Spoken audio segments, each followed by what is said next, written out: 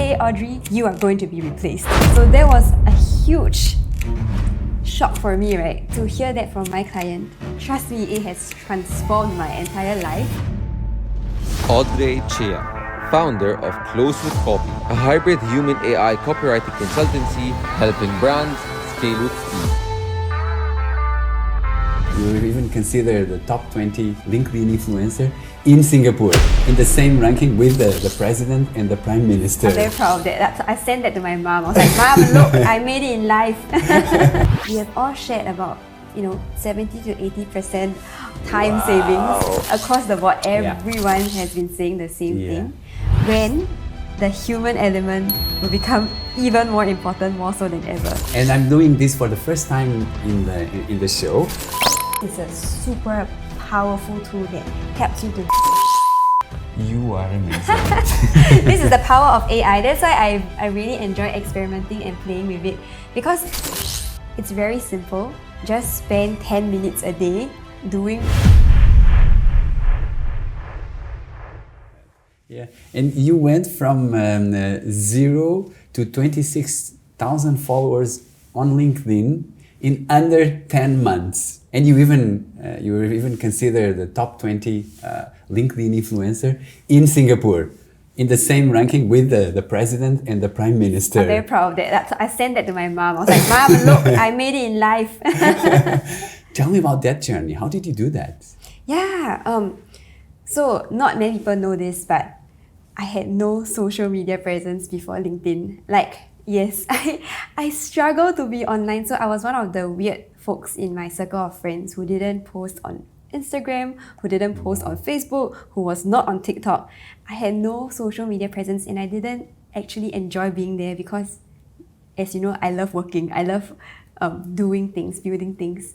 So this just wasn't a part of me that I was comfortable with, sharing my personal life, talking about myself. Why would I want to do that? So I really had a long conversation with my friend. She was like, "You need to put yourself out there," my good friend, right?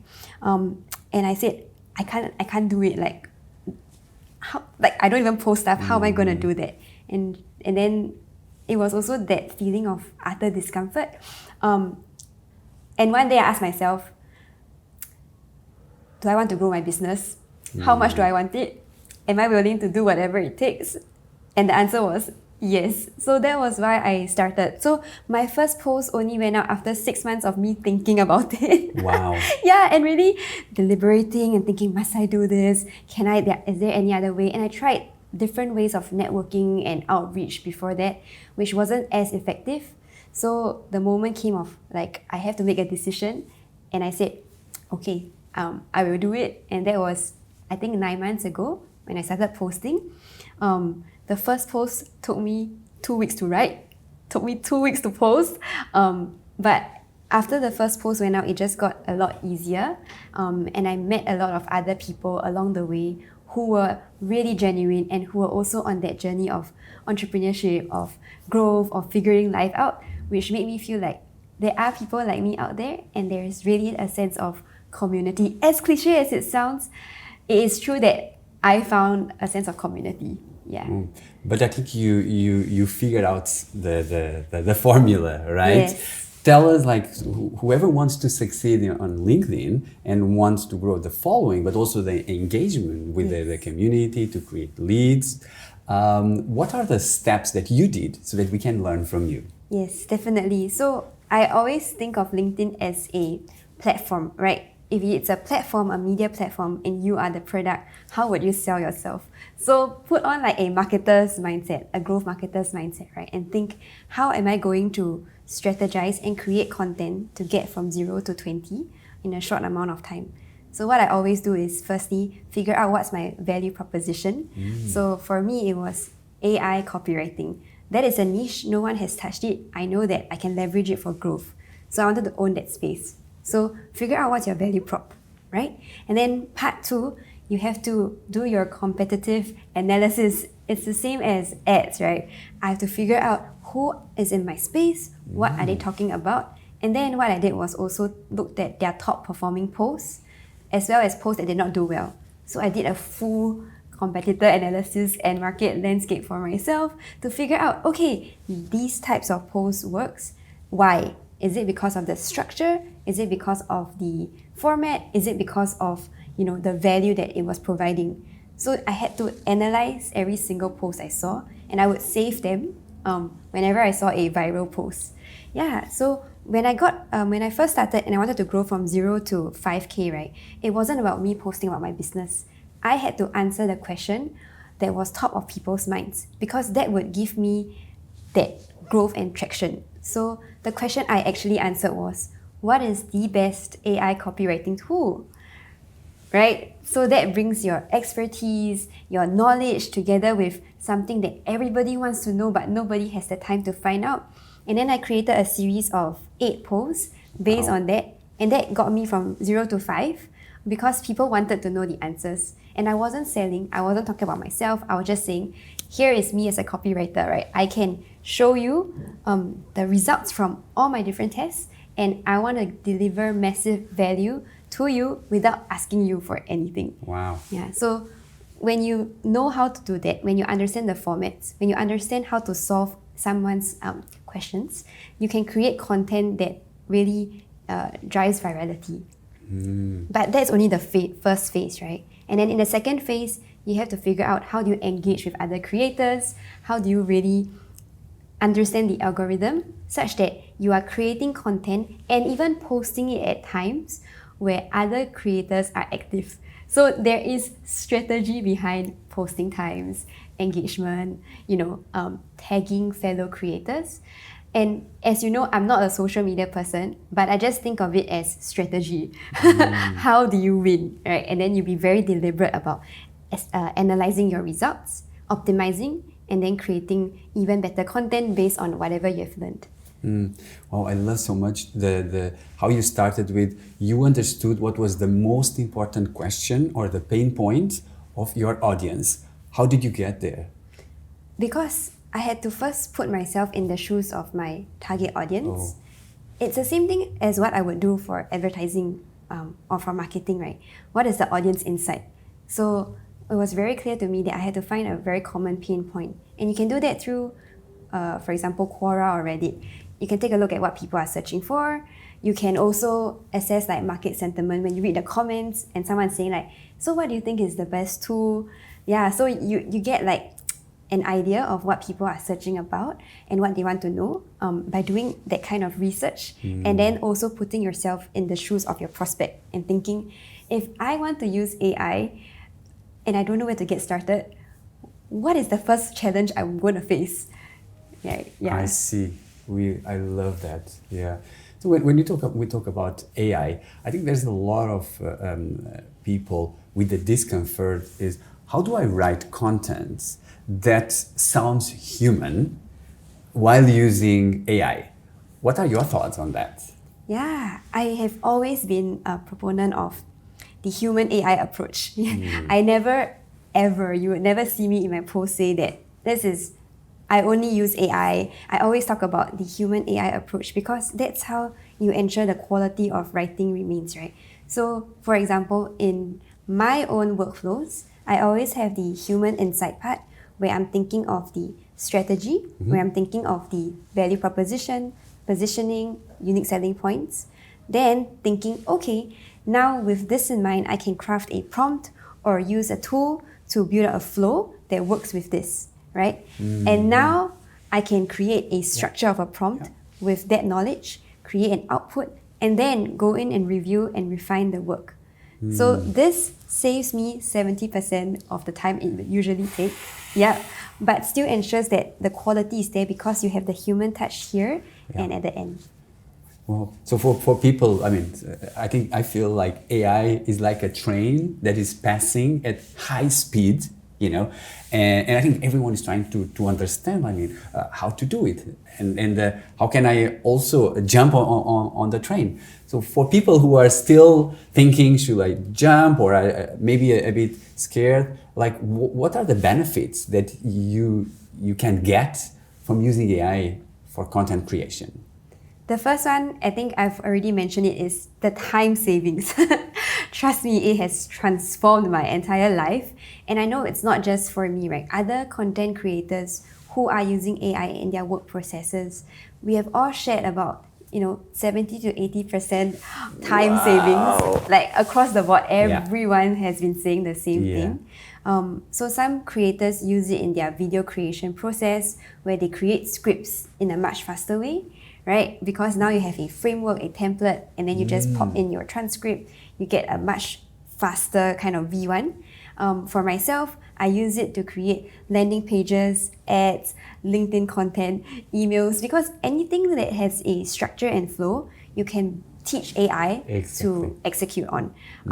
But it won't give you 100% of what you're looking for. It will get you to 60 to 70%, which is more than good enough to save you that time where it takes you from like ideation and brainstorming to version 1 that you can iterate upon. So that kind of time savings plus productivity savings is amazing. Of course, this in turn then helps me to scale faster. I used to only work with, let's say, like 3 clients, right?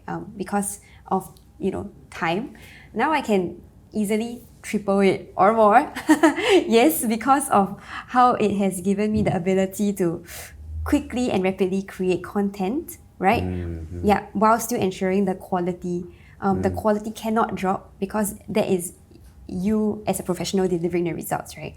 But if you can integrate it into your workflows, you will be able to scale yourself and your business. Yeah, what I love about your approach is that, like, of course, you want to gain time, like productivity, but you don't want to impact the final result. And with AI, you are able to create a content which is engaging, saving 70% or 80% of your time, and increase the impact of your message, right?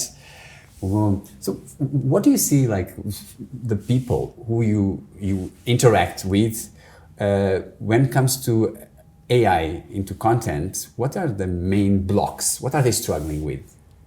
There are a couple of challenges that I have always I've been seeing. The first thing is they rely on AI for the sake of it. So when they do that, right, when you use AI to create content and you don't put thought behind it, you will realize that a lot of the copy sounds very, very, very AI. So things that go like attention founders, or like, it is not this, it is that. or like leverage, supercharge, things like the words that AI tend to like to use usually fall in a certain tone of voice or there's a certain writing style. And you will see that being repeated. So unless you know how to prompt to remove those words, or prompt with a trained example, then you will be able to shift away from that very cliche AI tone of voice. So that happens when people use it without much thought, right? And be like, I just need to get content out. I don't really care about the quality of content. But the problem is that when people see AI content that is obviously AI, they get a bit turned off, right? And that means your content isn't delivering results because it's not going to be effective. So that's like one problem. The second problem is, like what you said, they don't know where to integrate it into their workflows. Oh, I see. They could be like, hey, Audrey, I have a marketing team. I want to use AI.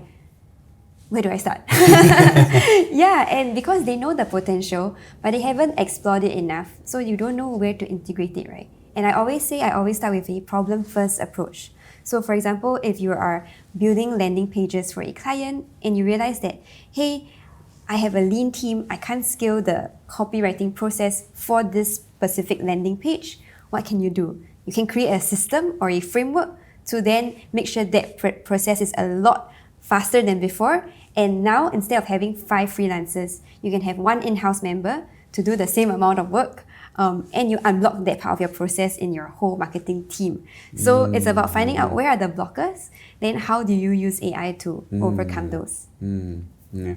I see, yeah, those are 2 huge blocks. Maybe you, so that we can see in action the power of AI, maybe you can share like a success story, how you were able to create content for one of your clients using AI. Yeah, so I have been working with a couple of very technical kind of clients, right? And one example is a client from the biotech industry. The problem that they faced was they have very technical research papers, and unfortunately, you can't get good content from a simple prompt because of how technical the research papers are, right? So to create content with that original knowledge base, you have to create a system of assistance that allows you to pull out content, categorize it, understand style and structure, tone of voice, check back again to make sure it's accurate. Then you get to the final output, which could be a more accessible blog post. So this is one way in which you can streamline a process which would otherwise have taken most writers huge amounts of time because it's highly technical, highly specific, and the output is something you need to tailor to a specific audience. So you need to have copywriting expertise, you need to have knowledge in the field, and not many agencies or teams can actually deliver on that. So that's where I think AI has a super good use case, being able to combine knowledge in a specific field with writing expertise if trained well. Wow, I love that. I love that. And now, I mean, in my mind is the same question that when you started, everyone was having the same question and problem, which is which tool do I use, right? And you use a lot. So from your explorations, what have you learned? I have learned that it's not about trying 100 different tools. It's about sticking to one or two tools that you actually love and use every day. So for myself, I have been using ChatGPT for about a year now, but I will be making a shift to either Claude or Gemini for different use cases. But you need to know like which AI chatbot is great for what use case. Because once you know how good they are or not at a certain task, then you'll know when to deploy each of them, right? It's almost like building a team. You need to know their strengths and weaknesses and then figure out like, okay, for landing pages, I'm going with Claude. For Facebook ads and Google ads, Google Gemini is actually amazing at it. I think it's because it's Google as well. So when I tested the same prompt on all three platforms, you realize that one platform does better in a specific niche or area. And if you're able to master like that skill set of identifying which tool works best for your needs, then it's just like, you know, at your disposal, and you can play and learn and grow in a very effective way. Yeah. So what it looks like, what you're saying is like, okay, choose one or two tools and explore. Start playing with it rather than just try to go to too many tools, right? Yes. But I think what it looks like, what you're saying is the key is the process, the system, the templates that you create around, then that will help you to create better contents. And I want you to reveal your secrets to us. So if you can, and I'm doing this for the first time in the show, I'm not gonna ask you to tell us how to do. I'm actually gonna ask you to show us how to do. Yeah, I'm excited for that. I think one thing I could probably walk you guys through is how you could quickly create LinkedIn content and turn a transcript, for example, from our conversation into something that can be used pretty quickly. That could be an interesting exploration. This is an example of what we could do, right, with a transcript. And you shared this Zoom video with me previously. So I put out some of the notes from, you know, the conversation that we had because I was already sharing my story then. Right? And what I'm going to do is I'm going to download this file and I'm going to build a prompt around it. So I'm using a tool called Relevance. Relevance is a super powerful tool that helps you to build tools, agents, and workflows to really streamline your creative process, right? And what I've done is I've uploaded the transcript into Relevance, right? And all I'm saying is, can you write a post for me in a certain way? So this is one example of how you could quickly turn a long-form content into an output. So here, I'm asking it to turn my long-form content into a specific post with an example and a template in mind. In this case, I have my own collection of, you know, personal templates that I love, and we're going to choose one that could work for me. So in this case, I could do something like, maybe this one, right? My biggest struggles and then how I overcame it. So what I'm going to do is I'm going to copy this and I'm going to put the post example here. The reason why you want to give AI a post example is so that it has a clearer idea of what the output is going to be. Oh. Yeah. Without the post example, you will realize that it's very lost. And you will try to put things together, but the sentences could be really long or like it could sound very robotic. So by giving it an example of a writing, you will get it to, write in a specific direction that is something that you're looking for. So what it's going to do now is to pull from my transcript, run it into my prompt, look at the examples I gave it, including the post template and post example, and then come up with a copy. And you can see the answers here, right? Let's take a look at the output. My 3 biggest struggles as a new AI copywriting consultant were helping clients to understand the potential of AI, figuring out the right balance of human strategy and AI execution, overcoming internal fears of putting myself out there. To founders and CMOs, here's my advice. Be patient. Take the time to educate yourself, whatever we talked about. Develop a clear strategy that combines your marketing expertise with AI. Start small by sharing insights and personal stories. You see, everything we talked about, right, is all here. And then you have a call to action of what other struggles are you facing, in leveraging AI for content creation? Let me help. So I will not copy the entire post here, right? I will always edit it, add my own flavor, but this allows me to quickly get one output very quickly. And here's the exciting thing. So what you can also do is to run it in bulk. What does this mean? You can feed it a lot of templates and then have your transcript, and now the transcript is going to run through all the templates. So here is an example. Let's see if this works. I'm going to upload a file of the templates that I already have.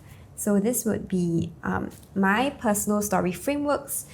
So you can always have your own database of things that you like, things that you've been collecting, and then figure out what are the best frameworks that work for you or your brand.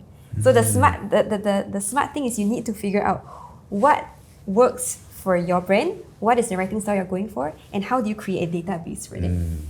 Yeah, and so here I'm going to quickly add my post example, which is this one, and I'm going to add my template, which is this one, and I can run it. So it's a table that allows you to plug your prompts and your templates and your personal stories to quickly generate a series of posts. That's so cool. I know. I was like, this is really fun and really cool. I love this flow. So what you do first, you get all the inspiration, everything that you see that work, viral posts, you put it into Notion, right? Yes. Then you have the Google Sheets where you have all your prompts ready, right? And then you use this tool in order to bring the prompts, and then that's where you create the post and edit the post. Yes. Yeah. Wow, that is so cool. And the amazing thing is, let's say you only have 1 hour, right? Yeah. You can just do a 1 hour interview of yourself. Yeah. You can share your whole life story. Then you can put it into this system. It can bulk create like 30 posts for you. And then you can just do a quick edit every time you want to upload it to make sure it captures your story accurately and still retains your own flavor.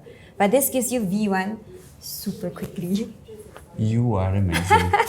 This is the power of AI. That's why I really enjoy experimenting and playing with it.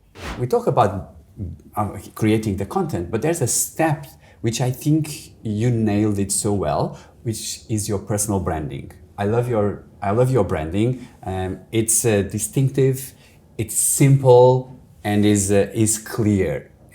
So for people who want to create content, they need to create their personal brand. Like, what is your advice to create our personal brand? You need to sell yourself in a smart way that makes you unique in the marketplace. So I always ask myself this question: how do I win in a crowded marketplace? For personal branding, it's the same thing. You need to find a spot in your audience's mind, right, that you want to occupy. And in my case, I occupied the space of AI copywriting. I was very clear on that. I could have done a lot of different things. I could be like, I want to be a landing page copywriter. Or I could be like, I want to show people that I have brand and conversion expertise, and that could be another niche.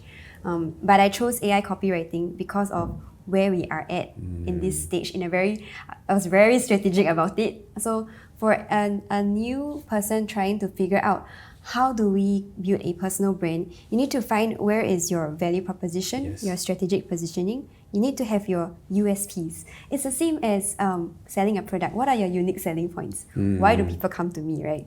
They come to me for, to make their life easier, it's more productive. They come to me because they don't know how to use AI, so I educate them, I give them value.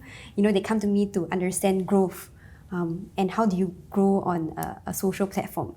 So you need to know like what people are coming to you for. And then when you are able to combine your positioning with the themes, then you can start creating content that answers the reader's questions, that paints you in a specific place that you want to be. And so when someone thinks, I need a copywriter or I need AI help, who are they going to come to?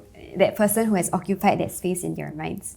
So figure out what is that positioning you want to be in, and then figure out what are the 3 things you are known for, and then figure out how do you create content to then make this message really clear and do it consistently. The key is consistently. There are a lot of people who try to build their personal brand and they burn out after 3 months because it's hard work, right? You have to keep thinking of new ideas, being present, being online. It's really, really hard work. And I'll always ask like, what is your why? Like for being there, right? What is your ultimate goal? You're not just creating content for the sake of it. What do you want to achieve from there? And even if you have a current role and position, right? The reason why you might want to create content could be because you want to explore something different. You want to open new doors. You want to, share your passions. So what is that why? And then that will give you a lot more clarity when building that brand for yourself. Yeah. And from that process, like how do you translate that into a content strategy? Maybe you can help us. Okay, I know my personal brand. Then how do I build my content strategy? I love that question because content strategy is strategy. I love figuring out like how do I grow, right? So on LinkedIn, for example, once you figure out your pillars, your positioning, then you have to create content that falls under 3 buckets. Top of funnel content for visibility, mid of funnel content for education and awareness, and bottom of funnel content for conversion. And you need to have a mix of them in different proportions depending on what stage of growth you're in. So in the beginning, you will always be aiming for top of funnel content, things that drive visibility. But they are not going to bring you the right ICP, ideal customer profile, because they're going to be attracting people who want, for example, free stuff or are interested in just the latest trends. It doesn't mean they're ready to buy it. So an example of top of funnel posts could be, I'm giving away my AI marketing playbook, right? And I'm giving it away for free, even though I've spent 1,000 hours on it. Now that is value. You're going to get a lot of people interested in AI, in marketing, and people who want something for free, right?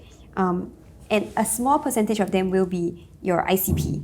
Then to nurture them, you need to have mid of funnel content where you demonstrate authority, where you demonstrate your expertise. So I highly recommend a format of videos for this, because when you do like a 3 to 5 minute video walkthrough, you show them how you use a certain application or tool or how you get to your end result. It very clearly demonstrates that you know what you're talking about. And it's like proof, like I'm not just viral for no reason. I have meat and substance. And finally, once you have nurtured them, you can reach your bottom of funnel post where you ask for a conversion. And in this case, you could post a customer testimonial, you could post like a case study, and you could be like, I have an offer only valid for 1 week. So are you gonna you're in or not, right? So now you have structured it in a way, right, that okay, when you're creating content, you have these in mind. So you're slowly pushing your audience from one stage of the funnel to the next and to the bottom. So for me, where I struggle to how to figure out the ICP, the ideal customer profile. Can you give us some tips on how to get to the ICP? Yes. So to get to your ICP, you need to know your offer. What is that offer? who are you chasing? This was something that I had to learn along my journey because it's not as straightforward as it seems. Most people are like, I'm just going to aim for, mid-sized companies in the US, with a CMO and a team of 3 to 4 marketers. Like, to get there, you need to first experiment with your offer and who is actually interested in it. So in my case, I used to work a lot with startups, and I used to do like consulting work for them, which made sense because I have a background in the 0 to 1, and I'm really good at that. But for me to scale, I needed to actually introduce an AI system. For a bespoke AI system, startups are going to be like, I don't really want that system. I want you. Like, why are you selling me a system, right? Because they want already done for you. Whereas if you have a bespoke AI system, you're aiming for a mid-sized company that already has a team that is churning content just not fast enough, and you're solving that pain point for them. Now you start defining the ICP, and even to things like, are they based in Singapore or are they based in the US? Because in Singapore, people might be slower to adoption. In the US, people might have a different mentality. So if you know the offer, then you can very clearly identify your ICP, and you find that match right between your offer and who you're actually chasing. Yeah, and I think how can we use AI as a feedback loop to our content so that we can then feed it again to our strategy? How can we do that? There are 2 ways you can do that. Actually 3. The first way is to get your data. So if you're exporting data from LinkedIn or any other like ad source, and please make sure that you're okay sharing that information, you can get ChatGPT to analyze that data and pull out insights for you. And for example, for me, my top performing post actually happens on Fridays and Sundays. Yeah, and that was something I didn't know before. And it seems like these 2 days are great for me to be posting, so I make sure that I hit those days, right? That's like one thing I do. Analyze your data. The second thing is you can get it to critique your own content strategy by asking it to be an expert, like brand strategist or marketer. Take it with a pinch of salt. Don't take everything it says as, the word, right? But it's good to have like a different perspective. So I think of it as a sparring partner. And I'll be like, hey, what do you think? Am I missing anything? Then it's like, I think you could do this. Then I'll be like, let me think about it. Yeah, but it helps to have that voice, right? And the third thing, which is really interesting and fun for me, is you could train it on certain books or concepts. So for example, you could get it to understand the psychology of influence, right? And then it can then give you feedback based on that. Yeah, so train it on strategies or frameworks. Get it to give you feedback based on those. And then you'll find that there's a lot of room for improvement in your own work, and you can always optimize it. When I look at your LinkedIn, you give so much value. It looks like you give away everything that you know. And I see sometimes people thinking about like, but if I give away on social media everything that I know, then what am I going to charge people, right? What are your thoughts on that? This is something I picked up from another LinkedIn creator. He said this. He said, if something feels too painful to give away, do it anyway. and the reason is because, number 1, you are demonstrating value. Number 2, you're bringing the right audience. But number 3, not everyone is going to apply everything that you shared. There is always going to be a group of people who are like, this is great, but I don't want to do it myself. Can you help me? That is where you sit, right? And I think as you give value, you're also going to get a lot more value in return. And interestingly, this is not just me and my followers. This is me and other creators. When I share my knowledge with them, they have shared so much, of their kinds of insights and their funnels and their flows with me, things that I never would have gotten access to if I was, hard up about my content. I'm just not going to share value. But the moment you share, I think you're creating that value exchange, and you create that ecosystem where you give value, but you also get value in return, and that's incredibly powerful. Yeah, and also a lot of times I think the biggest challenge for people, it's the execution, Yeah. right? And that's where creators and people who provide service can capitalize on that. Good. So we're talking about AI, and the train is moving so fast. Maybe now we can look at the future. Well, whatever you can share with us, where do you see AI moving and impacting content creation and marketing? So this is going to sound interesting, right? But I think the future will be a place where AI becomes commonplace. I think because it's going to be a part of our lives. Yeah. And every creator, marketer, agency is going to use it, which is when the human element will become even more important, more so than ever.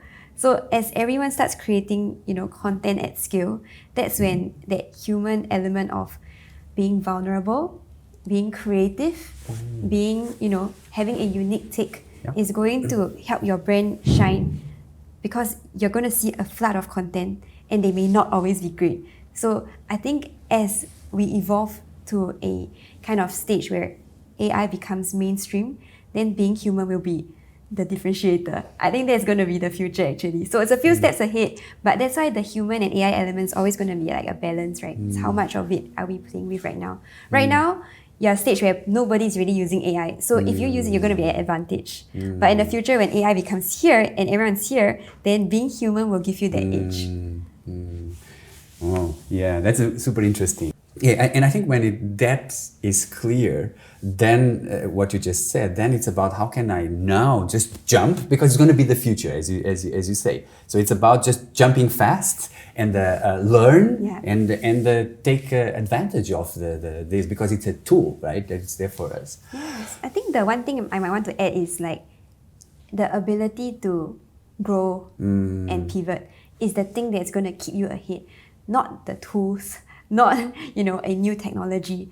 Those are ways to get to the end, right? But if you are able to say, regardless of what happens, I'm willing to learn. Yes. I'm not afraid to fail, and I'm willing to figure new ways. Yes. Then you will never have to be afraid of being replaced, because you're just pivoting. Exactly. But you're still moving in the right direction. Yeah. I think that is something that I hope for people to take away, especially if they're feeling like scared or nervous or anxious. You don't have to be, as long as you're the right mindset, right? I think that's the thing that's going to take you to the next level. Yeah, so for people who might feel insecure or feel like a little bit of fear, what is the smallest thing that people can do in order to start that journey? It's very simple. Just spend 10 minutes a day doing what you are afraid of. So for me, It was using ChatGPT, right? Yeah. It was supposed to be my enemy, but I was like, you know what? I'm going to learn it. I'm going to practice it. I'm going to try, right? And I spent quite some time figuring it out, because there was no playbook, there was no framework, nobody was doing what I was doing I'm doing right now, right? So I had to say, okay, if no one's going to tell me how, I will find a way. And if someone is afraid and there isn't any like roadmap, right? It's okay, but I think it's just being, open enough to say, let me try it, let me test it, let me experiment, and you have fun along the way. And then that's how you really grow. Okay, we are coming to the end. I would like to know, who is this smiley girl full of energy and that wants to change the world? Who is Audrey? I am someone who is still figuring things out, and I'm not afraid to say that. I used to always think that I needed to have an end result or like a goal, and say, I have to achieve this at this point in time. But I realized you can get lost in the process. And sometimes the destination is in the journey. It's in growing, learning, failing, meeting people who are like myself, and just being a better version of myself every single day. So I hope I can bring that energy, attitude, and enthusiasm to more people, because I know there are people who are stuck in their work, they're not happy. I know there are people who are scared, who are afraid that they're going to lose their jobs. I know there are people who are starting out and struggling and thinking, I shouldn't have quit my jobs. And I know that there are so many people out there who have a lot of emotional baggage when it comes to work. But I think that work can be a beautiful part of life. And I think that if you embrace the process and embrace the journey, you're already where you want to be. Wow, I love that. Audrey, this is so nice. It's been so nice to have this conversation and to get to know you. And as a final question, what is the one message that you would love people to remember from our conversation? Keep shining. Everyone has something within them that they can share, a value they can add to the world, and they shouldn't let anyone else tell them who they are, what they should do, or where they should be. If that's the one thing that I learned, is to just keep going, keep shining, and keep delivering that kind of light and value to the world. So good. It was a pleasure to have you in the show. Thank you so much for sharing so generously to our audience, and I wish you all the best for your next endeavor. Thank you for having me.